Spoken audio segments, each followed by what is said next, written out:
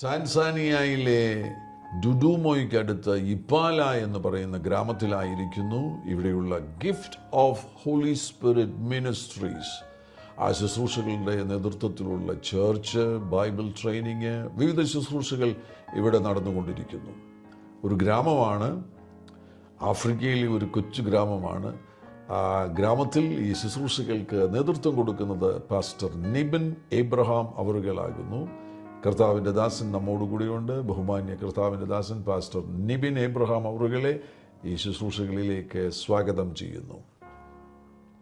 ഈ മാതാവ്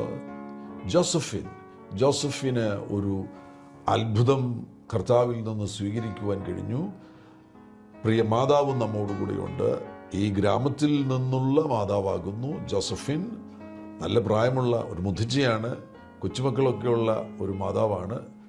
ജോസഫിൻ അവറുകളെ കരീബു. പ്രിയ മാതാവിന് മറ്റു ഭാഷ അറിയത്തില്ല. അതെ, ഇവിടുത്തെ തദ്ദേശവാസികൾ സംസാരിക്കുന്ന ഭാഷ മാത്രമേ അറിയത്തുള്ളൂ. അതെ, അതിനാൽ മാതാവ് ഞങ്ങളോടുകൂടെ ആയിരിക്കുന്നു. എന്നാൽ മാതാവിന് ഈ കാര്യങ്ങൾ വിശദീകരിക്കുവാൻ നമ്മുടെ ഭാഷയോ ഇംഗ്ലീഷോ ഒന്നും അറിയാത്തതിനാൽ ദയവായിട്ട് നിങ്ങൾ സഹകരിക്കണം, ക്ഷമിക്കണം. ജോസഫിൻ എന്ന് പറയുന്ന ഈ മാതാവിന്, ഈ മുത്തച്ഛിക്ക് ചില മാസങ്ങൾക്ക് മുന്നമേ ഒരു വലിയ അത്ഭുതമുണ്ടായി. ഇത് നിങ്ങളുമായി പങ്കുവയ്ക്കുവാനുള്ള സാഹചര്യം കൂടെ ഞാൻ പറയാം. ഞാനിവിടെ ഈ ശുശ്രൂഷകൾക്ക് വേണ്ടി കടന്നു വന്നു. ഇന്നലെ ഞായറാഴ്ച സമാപന ശുശ്രൂഷകൾ, ആ സമാപന ശുശ്രൂഷകളിൽ സാക്ഷ്യം പറയുവാൻ വേണ്ടി സമയം കൊടുത്തു കഴിഞ്ഞപ്പോൾ ധാരാളം ആളുകൾ സാക്ഷ്യം പറയാൻ വേണ്ടി അവിടെ കടന്നു വരികയുണ്ടായി. അവരിങ്ങനെ സാക്ഷ്യം പറയുന്നത് ഞാൻ ഓരോരോ സാക്ഷ്യങ്ങൾ കേട്ട് കഴിഞ്ഞപ്പോൾ എനിക്ക് ഭയങ്കര അത്ഭുതം. ഒരു വർഷമേ ആയിട്ടുള്ള ഈ ശുശ്രൂഷകൾ ഇവിടെ ആരംഭിച്ചിട്ട് കർത്താവിൻ്റെ ദാസൻ പാസ്റ്റർ നിബിൻ എബ്രഹാം അവറുകൾ പെരുമ്പാവൂർ സ്വദേശിയാണ്. അതിനുശേഷം അമേരിക്കയിൽ പോയി, അമേരിക്കയിൽ നിന്ന് ദൈവവിളി ലഭിച്ചാണ് ആഫ്രിക്കയിൽ ടാൻസാനിയയിൽ എത്തിച്ചേർന്നത്.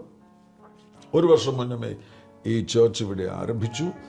അതിനുശേഷം ഈ ശുശ്രൂഷകളിൽ തുടർച്ചയായിട്ട് ആളുകൾക്ക് ശാരീരിക സൗഖ്യം ലഭിക്കുന്നു, ദുരാത്മാക്കളിൽ നിന്ന് വിടുതലുകൾ ലഭിക്കുന്നു, മറ്റ് വ്യത്യസ്ത അത്ഭുതങ്ങൾ സംഭവിക്കുന്നു. ഈ സാക്ഷ്യങ്ങളെല്ലാം കൂടെ ഞാൻ കേട്ട് കഴിഞ്ഞപ്പോൾ എൻ്റെ ഹൃദയത്തിലൊരു ബോധ്യമുണ്ടായി. ഇത് ചിലരെങ്കിലും അറിയണമല്ലോ. പ്രത്യേകിച്ച് നമ്മുടെ ദേശനിവാസികൾ, നമ്മുടെ നാട്ടിൽ അധ്വാനിക്കുന്ന കർത്താവിൻ്റെ ദാസന്മാർ ഇത് അറിയുകയാണെങ്കിൽ അവർക്കും ശുശ്രൂഷയിൽ ഇത് ഒരു ആത്മീക പിന്തുണയായിത്തീരുമെന്ന് ഞാൻ വിശ്വസിക്കുകയാണ്. അവരുടെ ശുശ്രൂഷ മൂർച്ചയേറിയതായിത്തീരുവാൻ വേണ്ടിയുള്ള പരിശുദ്ധാത്മാവിൽ നിന്നുള്ള ഒരു അനുഗ്രഹമായിട്ട് ഈ സാക്ഷ്യങ്ങൾ തീരുമെന്നുള്ളൊരു ബോധ്യം എൻ്റെ ഹൃദയത്തിലുണ്ടായി. മാത്രമല്ല, അനേകർക്ക് ചിലപ്പോൾ ഈ സാക്ഷ്യം കേൾക്കുമ്പോഴായിരിക്കും നിങ്ങളുടെയും ജീവിതത്തിൽ ഇതേപോലെയുള്ള ഒരു അനുഭവം ഉണ്ടാകുമ്പോൾ ആ സമയത്ത് കർത്താവിൽ നിന്ന് ഒരു വിടുതൽ സ്വീകരിക്കുവാൻ വേണ്ടിയുള്ള വിശ്വാസം ഈ സാക്ഷ്യത്തിന് നൽകി തരുവാൻ കഴിയും എന്നുള്ള ഒരു ചിന്ത എൻ്റെ ഹൃദയത്തിൽ വന്നപ്പോഴാകുന്നു ഈ ഒരു സാക്ഷ്യം നിങ്ങളുടെ മുൻപിൽ എത്തിക്കണമെന്നുള്ള ഒരു ബോധ്യം ലഭിച്ചത്. അതിനാൽ ഈ ശുശ്രൂഷകൾ നിങ്ങൾക്ക് തീർച്ചയായിട്ടും അനുഗ്രഹമായി തീരും. ജോസഫിൻ എന്ന് പറയുന്ന ഈ മാതാവിനെ ചില മാസങ്ങൾക്ക് മുന്നമേ വയലിൽ അധ്വാനിച്ചു കൊണ്ടിരിക്കുന്ന സന്ദർഭത്തിൽ, വയലിൽ ചെറിയ പണി ചെയ്തുകൊണ്ടിരിക്കുന്ന സന്ദർഭത്തിൽ ഒരു പാമ്പ് കടിക്കുകയുണ്ടായി. ഒരു വൈകുന്നേരമാണിത് സംഭവിക്കുന്നത്. ഇവിടുത്തെ ഈ ഗ്രാമങ്ങളിൽ ഇങ്ങനെയുള്ളൊരു കാര്യം സംഭവിച്ചു കഴിഞ്ഞാൽ പിന്നെ ആശുപത്രിയിൽ പോവുക അങ്ങനെയുള്ള കാര്യങ്ങളൊന്നും അവർക്ക് ചിന്തിക്കാനേ കഴിയത്തില്ല. ഇവിടെ അടുത്തൊന്നും ആശുപത്രിയില്ല. ഈ ഗ്രാമങ്ങളിൽ നിന്ന് ഒരാളിനെ ആശുപത്രിയിൽ കൊണ്ടെത്തിക്കുക, ആ കാര്യങ്ങളിലൊന്നും ഇവർക്ക് യഥാർത്ഥത്തിൽ അറിവുമില്ല. ഈ ഗ്രാമങ്ങളിലെ ഏറ്റവും പ്രധാനപ്പെട്ട ഒരു സംഘർഷം എന്ന് പറയുന്നത്, ഒന്ന്, എഴുത്തും വായനയും ആളുകൾക്ക് അറിയത്തില്ല. ഒത്തിരി അന്ധവിശ്വാസങ്ങൾ ഇപ്പോഴും അവരുടെ ഹൃദയത്തിൽ വെച്ചുകൊണ്ടിരിക്കുന്നു. മാത്രവുമല്ല, പല കാര്യങ്ങളിലും അജ്ഞതയുണ്ട്. ഏത് സമയത്ത് ചെയ്യണം എന്നുള്ള കാര്യങ്ങളിൽ വല്ലാത്ത അജ്ഞതയുണ്ട്. ഇതൊക്കെ മുഖാന്തരമായിട്ട് ഇവർക്ക് ഇതേപോലെയുള്ളൊരു പ്രതിസന്ധി വരുമ്പോൾ, പാമ്പ് കടി ഏൽക്കുകയാണ് എങ്കിൽ അവർ എങ്ങനെയാണ് പ്രതികരിക്കുന്നത് എന്ന് ഈ സാക്ഷ്യത്തിൽ നിന്ന് മനസ്സിലാക്കുവാനും കഴിയുന്നു. പാമ്പ് കടി ഏറ്റു കഴിഞ്ഞാൽ ഉടനടി തന്നെ ആശുപത്രിയിൽ എത്തിക്കേണ്ടതല്ലേ? അങ്ങനെയുള്ള സംവിധാനങ്ങളൊന്നും ഇവിടെ ഇല്ലാത്തതിനാൽ അതൊന്നും ഈ മാതാവ് ചെയ്യുകയുണ്ടായില്ല, വീട്ടിലുള്ളവർ ചെയ്യുകയുണ്ടായില്ല. ഇനി ശേഷം ഇതിൻ്റെ ഭാഗം സാക്ഷ്യങ്ങൾ, ശേഷം ഈ സാക്ഷ്യത്തിൻ്റെ ശേഷം ഭാഗങ്ങൾ കർത്താവിൻ്റെ ദാസൻ പാസ്റ്റർ നിബിൻ എബ്രഹാം അവர்கள் തന്നെ പങ്കുവയ്ക്കുന്നതായിരിക്കും. പാസ്റ്റർ, എന്താണ് സംഭവിച്ചത്? എൻ്റെ ഓർമ്മ ശരിയാണെങ്കിൽ അതൊരു ബുധനാഴ്ച കാലത്താണ്. ചൊവ്വാഴ്ച എന്നായിരുന്നു പറഞ്ഞത്.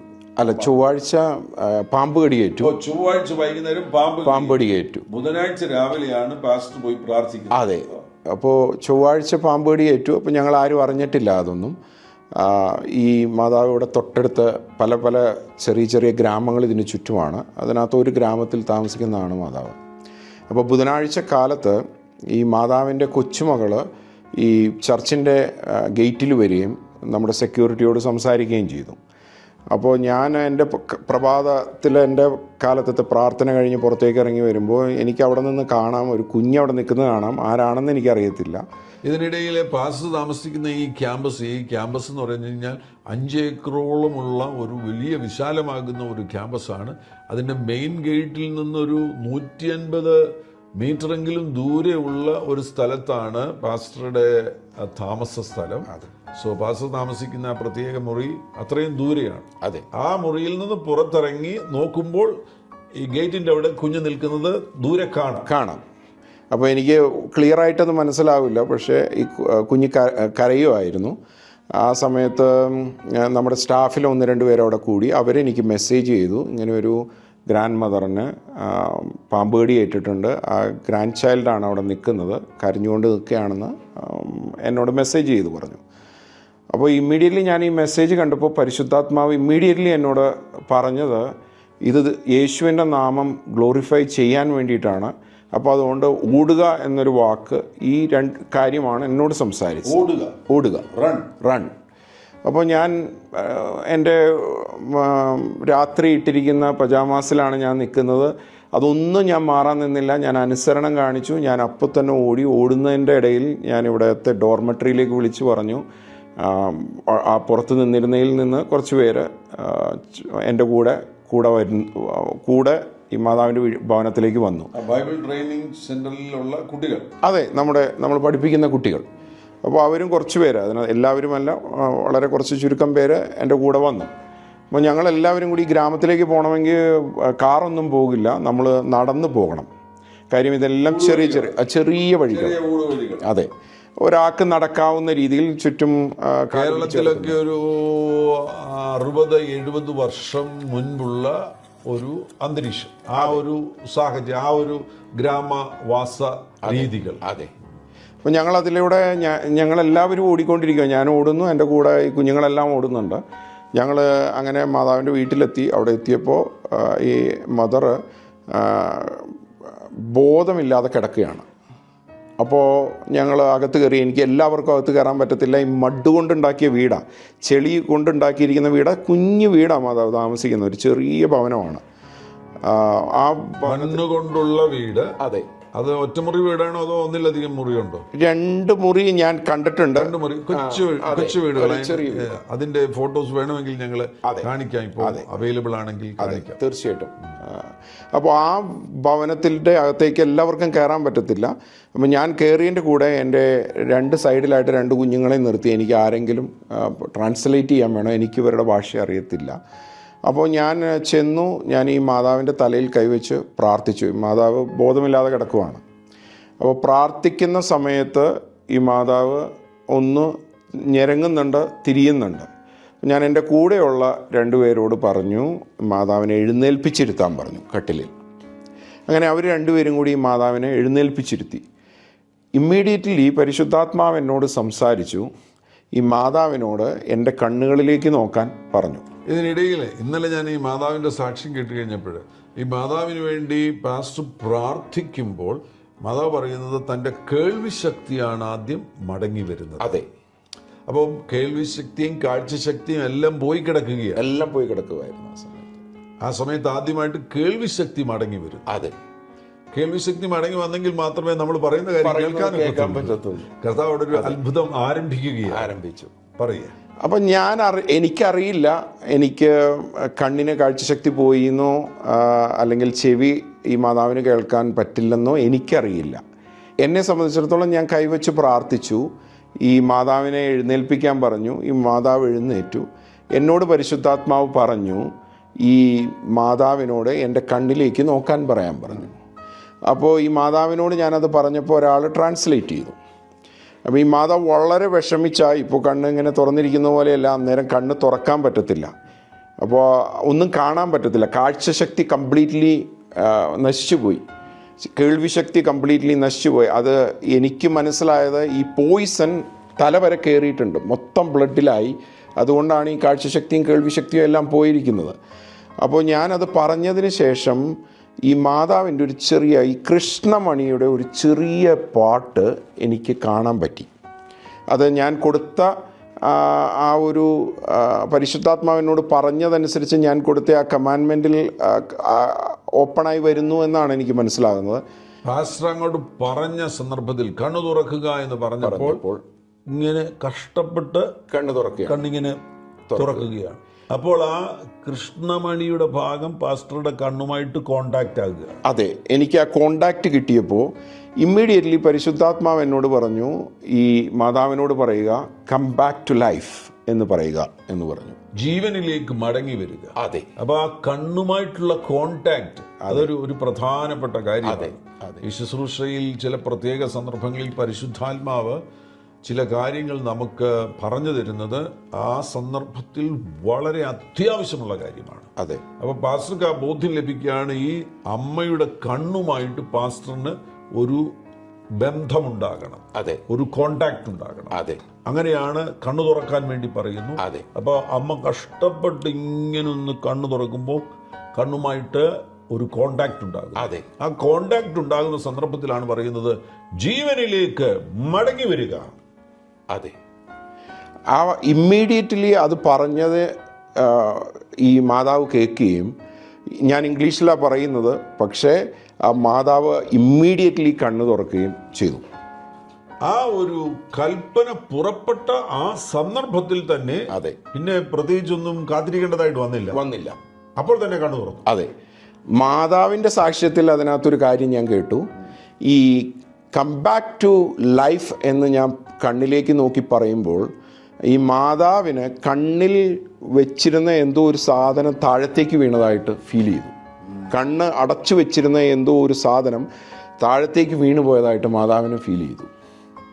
മരണത്തിൽ നിന്നുള്ള ഒരു മടങ്ങി വരവിന് സമാനമാകുന്ന കാര്യങ്ങൾ തീർച്ചയായിട്ടും അങ്ങനെ തന്നെയാണ്. മരണത്തിൽ നിന്നുള്ള ഒരു മടങ്ങി വരവ് തന്നെയാണ് ഇത്. അവിശ്വസനീയമാകുന്നൊരു സാക്ഷ്യമല്ലേ?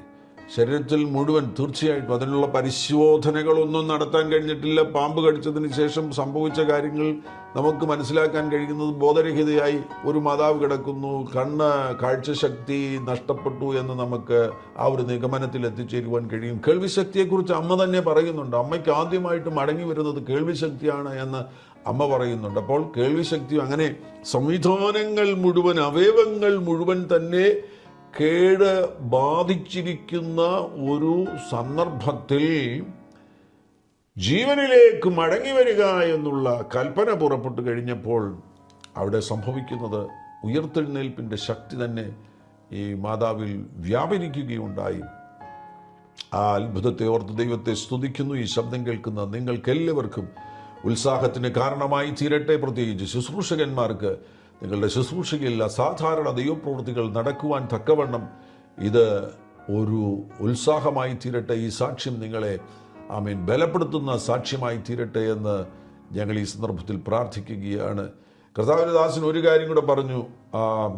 നമുക്ക് ഈ സന്ദർഭത്തിൽ ദൈവപ്രവൃത്തി വെളിപ്പെടണമെന്നുണ്ടെങ്കിൽ ആരിൽ നിന്നെങ്കിലുമൊക്കെ വിശ്വാസം പുറപ്പെടേണ്ടത് ആവശ്യമാണ്. അതെ, ശുശ്രൂഷകനിൽ നിന്ന് വിശ്വാസം പുറപ്പെട്ടു. എന്നാൽ പാസ്റ്റർ പറഞ്ഞ ഒരു പ്രധാനപ്പെട്ട കാര്യമാണ്, ശുശ്രൂഷകനിൽ നിന്ന് വിശ്വാസം പുറപ്പെട്ടതിനെക്കാട്ടിലും ഉപരിയായിട്ട് ഈ അമ്മയുടെ കൊച്ചുമകൾ, അന്ന് രാവിലെ ആ ഗേറ്റിന്റെ അരികിൽ ഓടി വന്ന ആ കൊച്ചുമകളുടെ വിശ്വാസമാണ് ഈ അമ്മയുടെ സൗഖ്യത്തിന് കാരണമായി തീർന്നത്. അതൊന്ന് വിശദീകരിക്കുമോ? ഈ ഞാൻ മനസ്സിലാക്കിയത്, എനിക്ക് കിട്ടിയ പരിശുദ്ധാത്മാവിൽ നിന്ന് കിട്ടിയ ഒരു ബോധ്യമാണ്. നമ്മൾ ചർച്ചിൽ സാക്ഷ്യം പറഞ്ഞപ്പോഴാണ് ഞാൻ ആ കാര്യം ഈ മാതാവും ഗ്രാൻഡ് കിഡും കൂടി വന്ന് സാക്ഷ്യം പറഞ്ഞപ്പോഴാണ് ഞാൻ അതിനെപ്പറ്റി എക്സ്പ്ലെയിൻ ചെയ്തത്. പക്ഷേ എനിക്കതിന് ശേഷം എൻ്റെ പ്രാർത്ഥനയിൽ പരിശുദ്ധാത്മാവ് തന്നൊരു ബോധ്യമാണ് ഞാൻ പറയുന്നത്. ഈ കൊച്ചു മകൾക്ക് പൂർണ്ണമായിട്ടുള്ള ഒരു വിശ്വാസം ഉണ്ടായിരുന്നു. ഇവിടെ വരികയും ദേവദാസൻ പ്രാർത്ഥിക്കുകയും അത് ഈ രാവിലെ അമ്മയ്ക്ക് അല്ലെങ്കിൽ ഗ്രാൻഡ് മദറിന് ബോധം നഷ്ടപ്പെട്ട് കിടക്കയിൽ കിടക്കുന്നത് കൊച്ചുമകൾ കണ്ടപ്പോൾ അവൾക്ക് എങ്ങനെയാണ് ചിന്ത വരുന്നത് ചർച്ചിൽ പോയി പാസ്റ്ററോട് പറയണമെന്ന്? അതെങ്ങനെ വന്നു എന്ന് ചോദിച്ചാൽ ആ കുഞ്ഞിവിടെ വരാറുണ്ട്, ചർച്ചിൽ വരാറുണ്ട്, സൺഡേ സ്കൂളിൽ വരാറുണ്ട്. അപ്പൊ അവൾക്ക് ഭയങ്കര ഒരു ഉറപ്പ് കിട്ടി, പാസ്റ്റർ പ്രാർത്ഥിച്ചു കഴിഞ്ഞാൽ അമ്മ സൗഖ്യമാകും, വല്യമ്മച്ചി സൗഖ്യമാകും. അതെ. അപ്പോൾ ആ കുഞ്ഞിൻ്റെ വിശ്വാസം കൊണ്ടാണ്, കുഞ്ഞ് ആരോടും പറയാതെ, ഞാൻ അതിന് ശേഷം ഈ സ്റ്റോറി എല്ലാം കേൾക്കുന്നത്, ഇവരോട് ആരോടും ചോദിക്കാതെ ആ കുഞ്ഞിൻ്റെ മാതാവിനോടോ, ഈ ഗ്രാൻഡ് മദർ സിക്കായിട്ട് കിടക്കുകയാണ്, മറ്റ് ബന്ധുക്കളോടോ ആരോടും അറിയിക്കാതെയാണ് ഈ കുഞ്ഞ് ഓടി വന്നിരിക്കുന്നത്. തന്നെ ഓടി വന്നിരിക്കുകയാണ് ഗ്രാമത്തിൽ നിന്ന്. അപ്പോൾ ആ ഗ്രാമത്തിൽ നിന്ന് വന്ന് ആദ്യം ഇവിടെ സെക്യൂരിറ്റിയോട് ചോദിക്കുമ്പോൾ ഞാൻ വീടിനകത്താണെന്ന് പറഞ്ഞ് കഴിഞ്ഞിട്ട് ഈ കുഞ്ഞ് പോയിട്ടില്ല, അവിടെ നിന്ന് കരയുവാണ്. അപ്പോഴാണ് ഞാൻ ഇറങ്ങി വരുമ്പോൾ കാണുന്നത്, അപ്പോഴാണ് സ്റ്റാഫ് വരുന്നത്. അവർ കണ്ടു കഴിഞ്ഞപ്പോഴാണ് അവരതിന് സെക്യൂരിറ്റി ആയിട്ടുള്ള ആൾക്ക് ആ തരത്തിലുള്ള വിശ്വാസമോ കാര്യങ്ങളോ ഒന്നും എല്ലായ്പ്പോഴും ഉണ്ടാകണമെന്നില്ല. പക്ഷേ ഇവിടെയുള്ള സ്റ്റാഫിനറിയാം. അപ്പോൾ അങ്ങനെയാണ് എനിക്ക് ടെക്സ്റ്റ് വരുന്നതും ഈ കുഞ്ഞിൻ്റെ അടുത്ത് കൂടെ ഞാൻ അങ്ങോട്ട് പോകുന്നു. അപ്പം ഞാൻ മനസ്സിലാക്കിയത്, പരിശുദ്ധാത്മാവ് എന്നോട് സംസാരിച്ചത് ഈ കുഞ്ഞിൻ്റെ അസാധാരണമായ ഫെയ്ത്താണ്. ഈ വല്യമ്മച്ചിക്ക് പ്രാർത്ഥിച്ചാൽ യേശു സൗഖ്യപ്പെടുത്തും, യേശു സൗഖ്യം കൊടുക്കുന്ന ദൈവമാണെന്ന് ഈ കുഞ്ഞ് കേട്ടുപഠിച്ചതാണ്. വചനത്തിൽ കൂടെ ബൈബിൾ സ്കൂളിൽ കേട്ടുപഠിച്ചതുകൊണ്ടാണ്. ഇപ്പോൾ ഈ മാതാവ് സ്നാനപ്പെട്ടു, ഈ ചർച്ചിലെ മെമ്പറാണ്. പക്ഷേ അന്ന് ആ കുഞ്ഞിലൂടെ കിട്ടിയ വിശ്വാസമാണത്. ആമേൻ. കർത്താവാകുന്ന യേശു ക്രിസ്തു പറഞ്ഞു, ഞാൻ തന്നെ പുനരുത്ഥാനവും ജീവനുമാകുന്നു, എന്നിൽ വിശ്വസിക്കുന്നവൻ മരിച്ചാലും ജീവിക്കും, ജീവിച്ചിരുന്ന എന്നിൽ വിശ്വസിക്കുന്നവൻ ഒരു നാളും മരിക്കുകയില്ല. ആ പുനരുത്ഥാനത്തിൻ്റെ ശക്തി മാതാവിൽ വെളിപ്പെടുകയുണ്ടായി. അതിനുവേണ്ടി ഈ സഭയെ കർത്താവ് ഉപയോഗിച്ചു, ഈ ബഹുമാന്യ കർത്തൃദാസിനെ കർത്താവ് ഉപയോഗിച്ചു. ഈ പ്രക്ഷേപണം കാണുവാൻ നിങ്ങൾ കാണിച്ച സന്മനസ്സിന് പ്രത്യേകമാകുന്ന നന്ദി അറിയിക്കുകയാണ്. ഇത് നിങ്ങളുടെ ജീവിതത്തിൽ ശുശ്രൂഷയിൽ ഒരു വലിയ മുന്നേറ്റത്തിന് കാരണമായി തീരട്ടെ. കർത്താവാകുന്ന യേശു നിങ്ങളെ സമർത്ഥമായിട്ട് അനുഗ്രഹിക്കട്ടെ. God bless you. ആമേൻ.